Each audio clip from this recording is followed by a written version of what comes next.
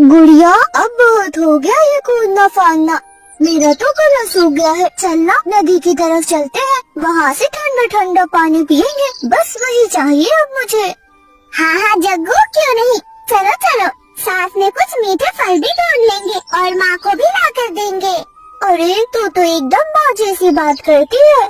और फिर वो दोनों उड़ जाते हैं और उड़ते उड़ते दोनों नदी की ओर पहुँच जाते हैं। तभी एक झाड़ी के पास एक नन्ही सी मुर्गी का चूजा कांपता हुआ दिखता है। उसके पंख भीग चुके थे और उसकी आंखों में डर साफ झलक रहा था। अरे गुड़िया वो देखो, वो चूजा है चूजा, और वो देखो वहाँ पर लोमड़ी धीरे धीरे दबे पाँव उसकी तरफ बढ़ रही है।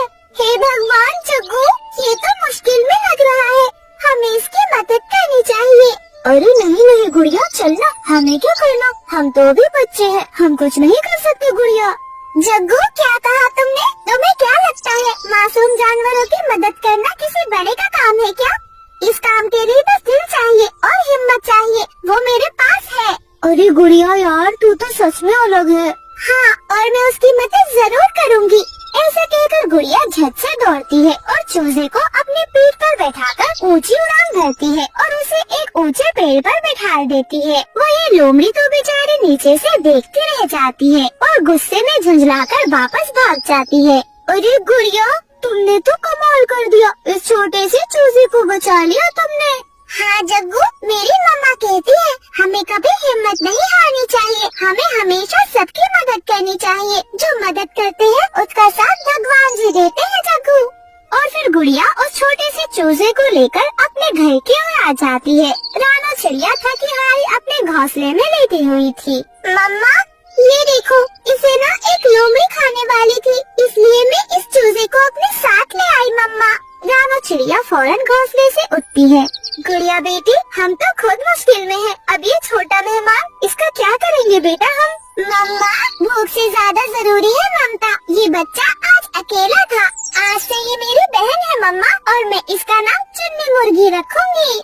ना जाने तो किस मिट्टी की बनी है गुड़िया, मेरी बच्ची, ये दया तुझमें कहाँ से आई है? और ऐसे ही चुन्नी उसके साथ रहने लग जाती है। एक दिन रानो चिड़िया जंगल में दाने की तलाश में निकलती है। गोरी कौवी उसे बीच रास्ते में ही रोक लेती है। रानो, अब और नहीं चलेगा, किराया दो वरना उड़ जाओ यहाँ से, घोंसला खाली कर दो मेरा रानो। गोरी बहन, आज भी कुछ नहीं मिला मुझे, मैं बहुत परेशान हूँ, लेकिन मैं कोशिश कर रही हूँ, मैं कल तक जरूर दे दूंगी। छोटी चिड़िया, तेरा ये कल तेरा कल कभी आता ही नहीं है। देख रानो, अब मैं और नहीं सहूंगी, ये सब बहाने बनाना बंद कर दे। अगर मेरे घोंसले का किराया देना है तो ठीक है, वरना उड़ जा अपने उस छोटे चूजे और अपनी उस बेटी को लेकर। रानो चिड़िया फिर गोरी कौवी से कुछ भी नहीं कहती और वो फौरन आगे चली जाती है। उसे दाना ही नहीं मिल रहा था, इसलिए वो खाली पर अपने घोंसले में वापस लौट जाती है। गुड़िया बेटी, आज भी कुछ नहीं मिला, लगता है आज भी भूखा सोना पड़ेगा। हम तो भूखे सोएंगे ही, लेकिन हमारे साथ ये चुन्नी भी भूखी सोएगी गुड़िया बेटी।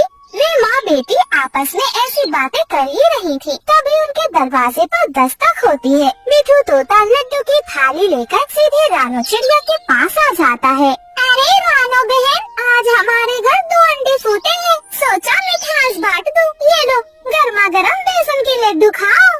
अरे मिठू भैया, आपको बहुत बहुत मुबारक हो, आपके इन लड्डुओं ने तो जैसे हमारी भूख ही भुला दी है। भगवान आपको और आपके बच्चों को हमेशा सलामत रखे मिठू भैया, आपका बहुत बहुत शुक्रिया। मिठू तोता वहाँ से चला जाता है।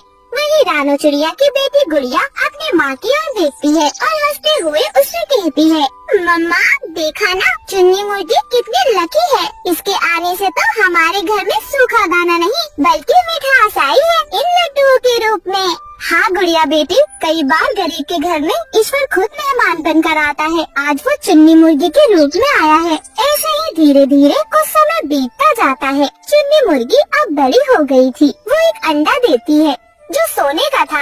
रानो चिड़िया जब उसका सोने का अंडा देखती है तो उसकी आंखें तो फटी की फटी रह जाती हैं।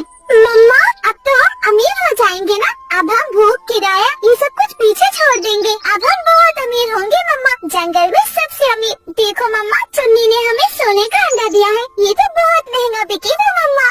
हाँ गुड़िया बेटी, भगवान ने हमारी पुकार सुन ली। मेरे बच्चे, ये मुर्गी नहीं, ये किसी देवता का वरदान है।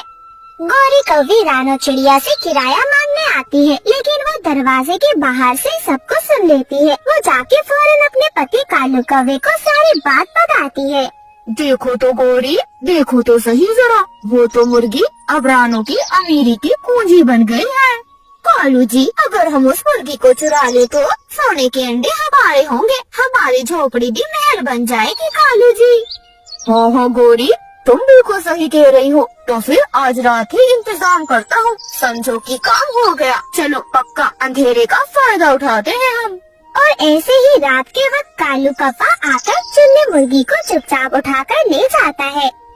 कुड़िया बेटी देखे, चुन्नी मुर्गी कहीं नहीं दिख रही। माँ, कोई उसे चुरा कर तो नहीं ले गया ना? रानो चिड़िया की आंखों से तो आंसू नहीं रुक रहे थे। गुड़िया भी बहुत रो रही थी। हे भगवान, हमें भले ही गरीब कर दे, लेकिन मेरी बच्ची चुन्नी मुझे लौटा दे। मैंने उसे अपने बच्चे की तरह पाला है भगवान, तो जानता है ना। भगवान जी प्लीज मुझे मेरी बहन को लौटा दो। चुन्नी मेरी बहन है, हमें कुछ नहीं चाहिए, बस चुन्नी को लौटा दो भगवान जी। वो माँ बेटी ऐसे जोर जोर से रोने लग जाती हैं। वही कालू कौवा और गौरी कौवी, वो दोनों चुन्नी को चील को बेचने की कोशिश कर रहे थे। अरे क्या कहा, सोने की मुर्गी, वाह वाह, अब तो मैं राजा बनूंगा, राजा।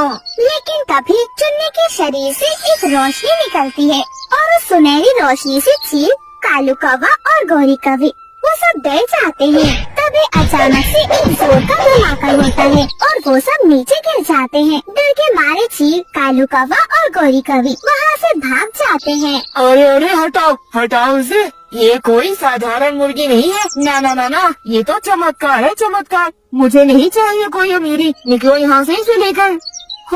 हमें माफ कर दो, हमने लालच किया, लालच ने हमें अंधा कर दिया था। माफ कर दो हमें मुर्गी जी। चुन्नी बेटा, मैं तो तेरी माँ जैसी हूँ, कृपया हमें माफ कर दो। हम तो तेरी भलाई ही चाहते थे, चील बहन को बस दिखाने लाए थे कि तू सोने का अंडा देती है। माफ कर दो हमें, हम जा रहे हैं। कालू कौवा और गौरी कौवी चुन्नी मुर्गी को वहीं छोड़कर भाग जाते हैं। चील भी भाग चुकी थी। मुर्गी रानो चिड़िया के पास वापस आ जाती है।